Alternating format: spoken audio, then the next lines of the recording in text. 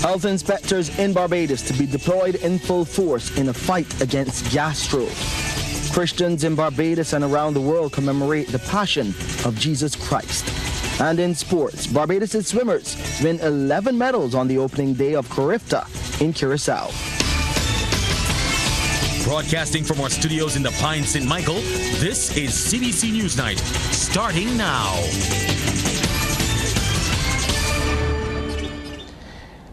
Good evening, I'm Shane Seeley with the Good Friday edition of CBC NewsNight.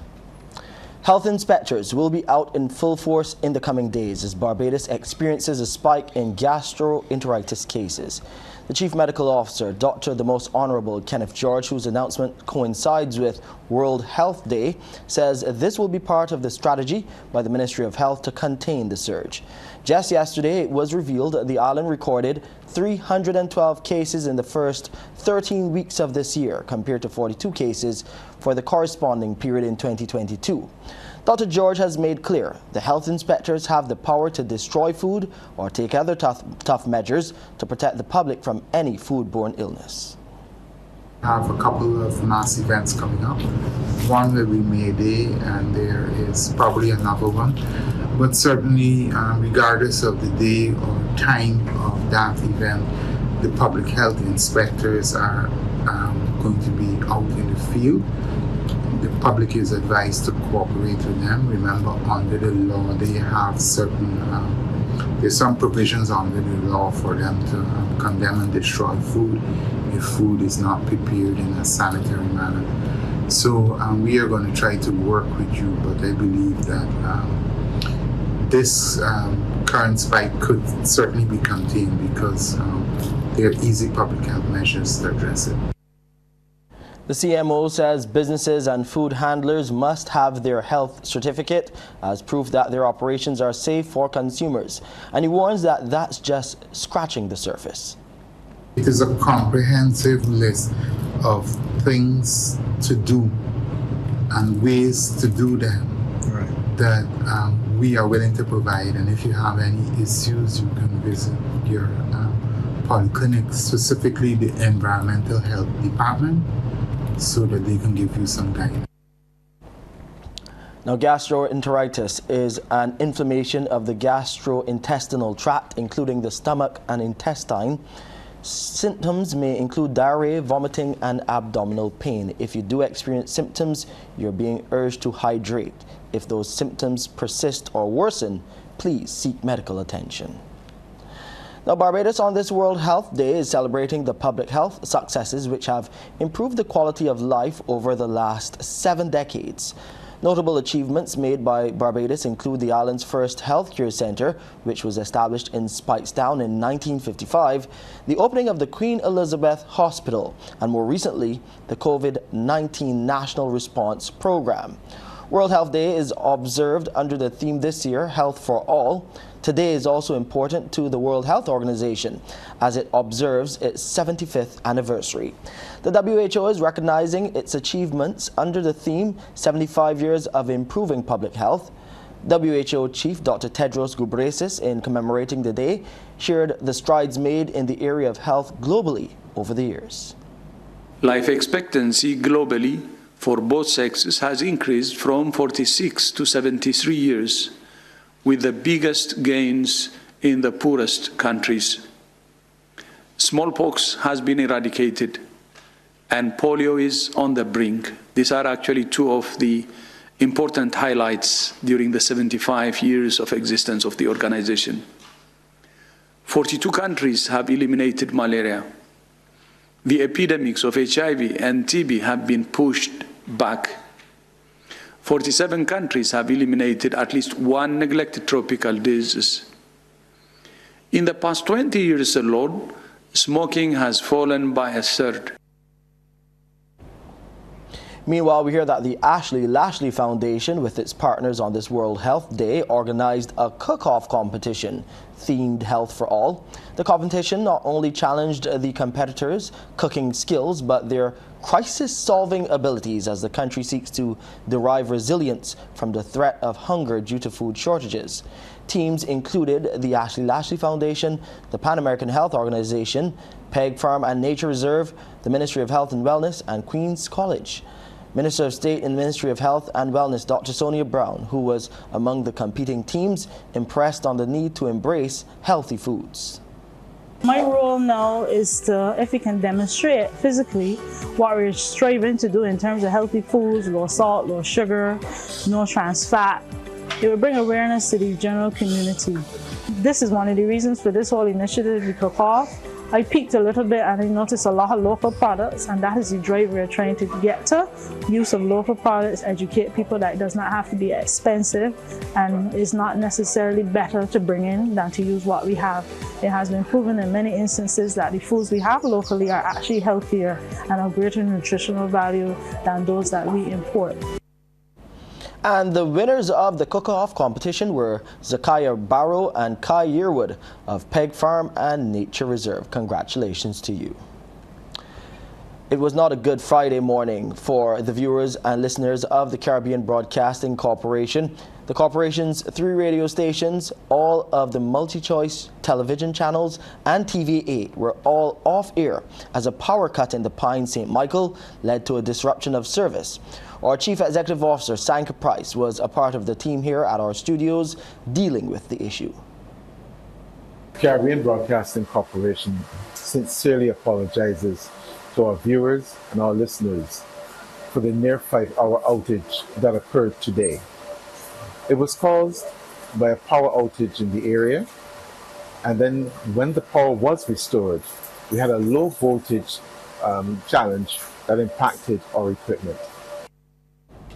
Led by Maurice Bailey, the CBC's engineering department worked all morning to resolve a number of technical problems that lingered after the Barbados Light and Power Company restored electricity.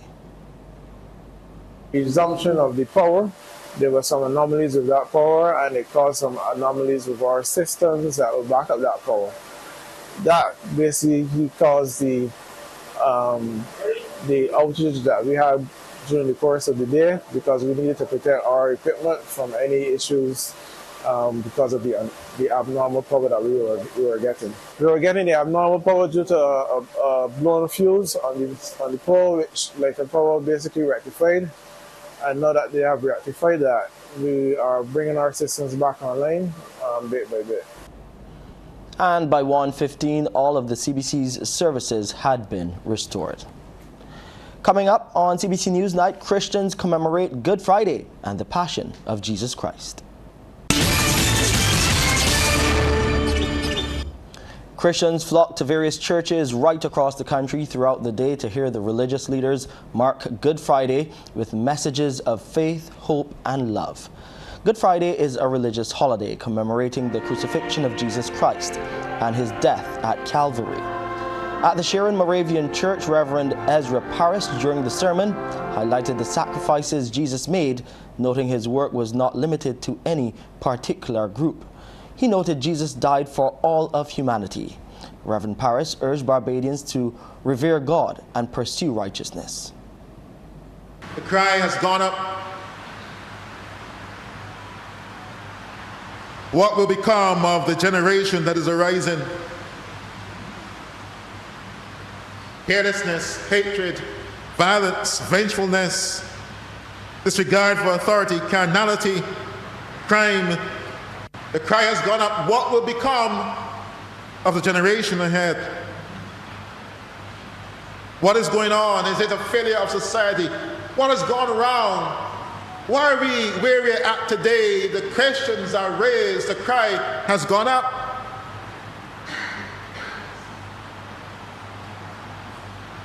We are reminded that Jesus came to save such. Over at St. Paul's Anglican Church, Rector Irma Ambrose encouraged Barbadians to remember Jesus was not alone on his day of crucifixion. There were 3 men, 3 crosses, the same death for all 3.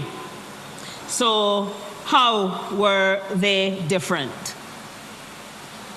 We might wonder, what would have led the rulers to crucify Jesus with these thieves? Was it accidental, as some might say? Were these three men condemned at the same time? Or did the captain of the garrison just think to himself, let's get them out of the way, let's do all three one time, over and done with? Or was crucifying Jesus with these common criminals the final act of cruelty thought out by his enemies? Now, the reenactment of the journey of Jesus Christ took place today as the Sons of God Apostolic Church did the Stations of the Cross with the traditional Good Friday walk. On Good Friday, the day that commemorates the crucifixion and death of Jesus Christ, the Stations of the Cross take on particular significance. The 14 Stations of the Cross started at the Sons of God Apostolic Church Richmond location, and the members moved through the district to start the various stages which commemorate the journey of Jesus Christ to his crucifixion and burial. Well, the practice involves meditating on 14 scenes or stations that depict the events of Christ's passion from his condemnation to death to his burial. Anticipation is building in Barbados for what is being dubbed as one of the largest ever Oistins Fish Festivals. Just over 200 vendors offering a variety of arts, craft, food, jewelry and services are participating in the event, which officially opens tomorrow evening and ends Easter Monday. Many of them were busy setting up or adding finishing touches to their displays when a CBC team journeyed to the southern town this afternoon. This is our first time with the festival. We were very excited this time around because the businesses are new and we've never gotten a chance to participate in the festival prior to this. So we said we'll take this opportunity to come and showcase our handcrafted products. My expectation is to have a good weekend. Have some customers and persons know about my products and know about Ashanti products, and we'll be good. I am really pleased because, there would have been a moment of time when we couldn't do stuff like this. So I'm glad that it is happening. Lots of persons are here. I do hope the Barbadian public come out. I'm excited to showcase my products. So you all can come on down this evening, starting from this evening, which is Good Friday, until Monday, and enjoy Oistins Fish Festival once back here again. Proud to say it. Festival was always nice, and it's going to be nicer this year because we had a lot of different activities aboard this year. Well, this story just in. Police are investigating an unnatural death in St. John where Dane Gittins was found dead at home. Some neighbors told CBC News they have not seen him since last Saturday, and the discovery is a shock to them. We started news hearing that Dan passed away. I was at church and one of the church members came to me and told me that Dan passed away. So we came out, come up here and went and see passed away in truth. We saw Dan last week Saturday. I saw him last week Saturday. He and the two children. Yet at the car, I haven't seen him since. Well, the police arrived with the doctor who pronounced the death at the residence of the Greaves St. John home. Member of Parliament for the area, Charles Griffith, came to the family to express condolences. Sports Night is brought to you by Powerade. Feel the power. And Dasani Water. Connect mind and body.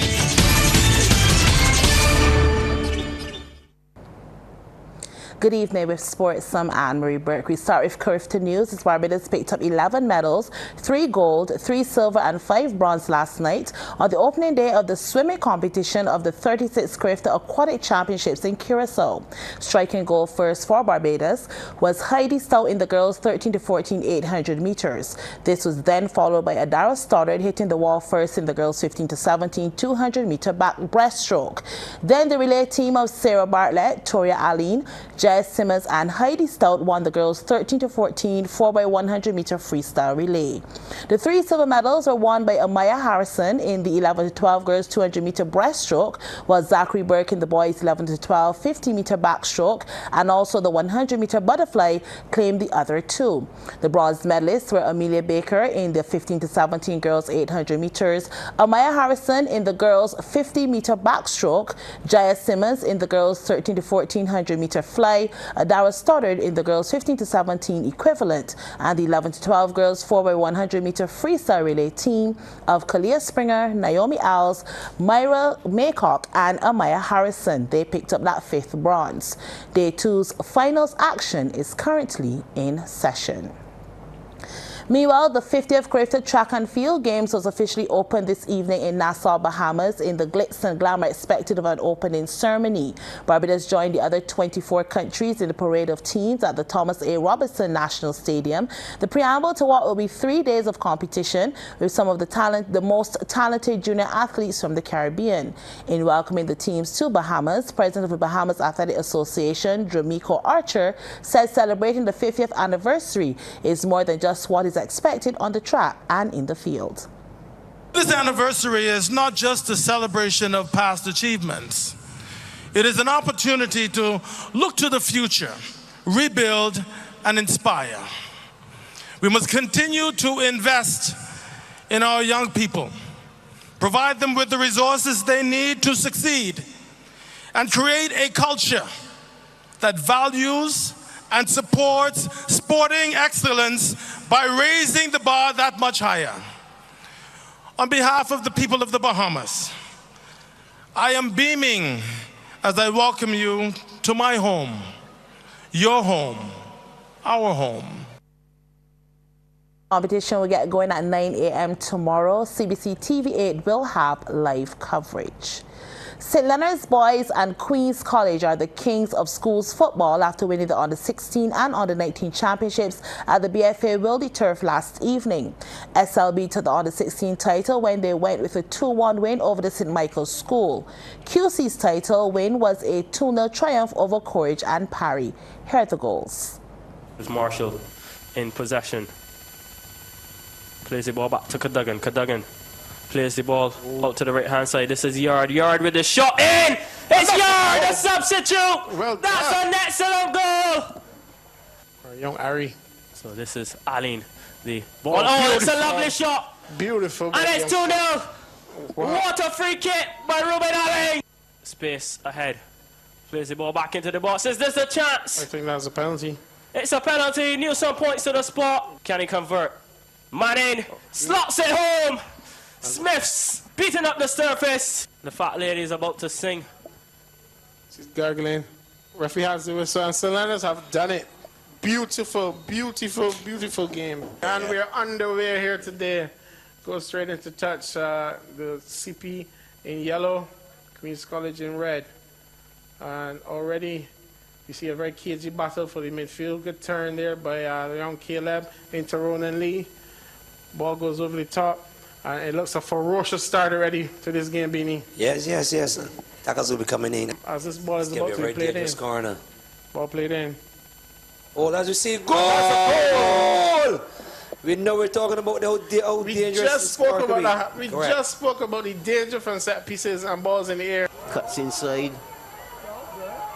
Twist and turn number 10 into the box. Danger. Cross comes in. Oh, it's a goal. It's a goal. And just as we were talking about, Marlon, it's going to be extra difficult for CP to come back in at this point in time. As that corner comes in, and once again, much like CP's night, a totally wasted free kick. Referee has the whistle in hand. That's it. The final whistle goes. Celebration for Queen's College.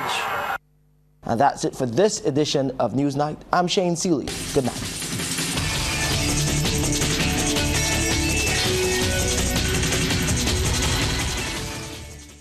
Thanks for visiting us. Now, if you want to see more stories like this one, like and subscribe to our YouTube channel. And you can always go to cbc.bb for the latest news and current affairs.